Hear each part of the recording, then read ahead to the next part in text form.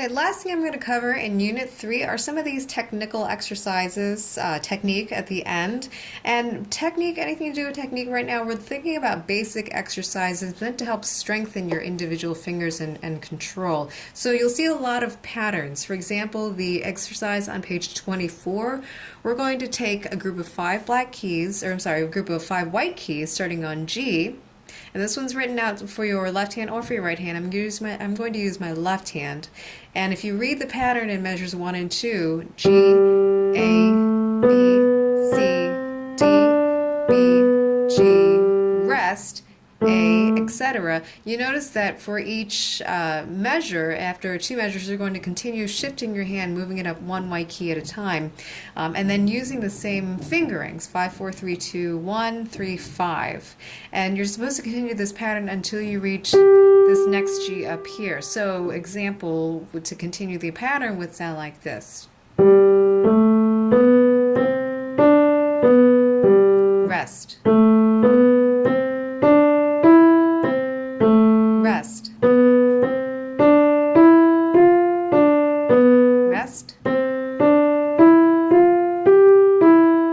Etc. And you can obviously do this with your right hand as well, same group of keys that you start with, and this time instead of with finger 5, you'll start with finger 1. Rest. Now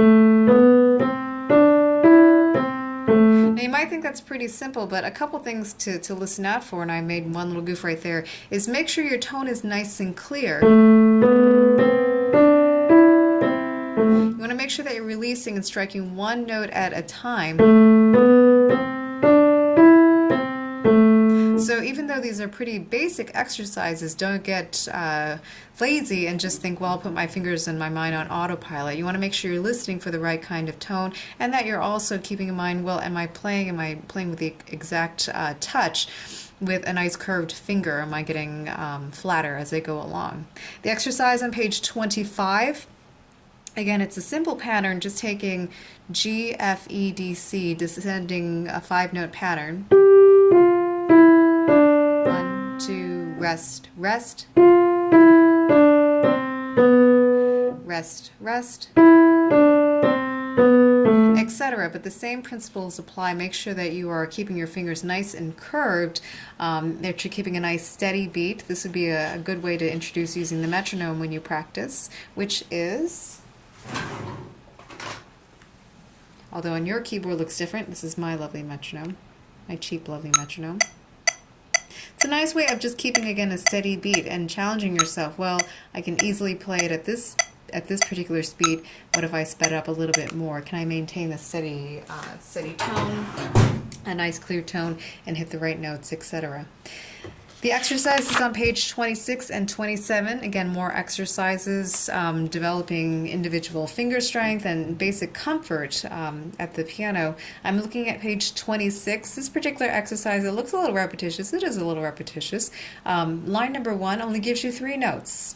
C, B, A, B, C, B, A, B, C, B, A, B, C, 2, rest, rest. Obviously at line number 2, I moved my hand down, and the pattern would continue thus, so using only 3 fingers. If you switched into this with your right hand, on the next page, on page 27, it's the same basic idea. Taking C, D, and E, for example, 1, 2, 3, 4, C, D, E, D, C, D, E, D, C, D, E, D, C, 2, rest, rest, etc. And another way you can vary these exercises, though, not just playing with 1, 2, and 3, but try using 2, 3, and 4. Try using 3, 4, and 5. Again, if 4 and 5 feel like weak fingers right now, that could be another way to challenge yourself, is playing the same pattern. 1, 2, rest, rest, etc., which is using a combination of different fingers. So those are some of the technical exercises at the end of Unit 3.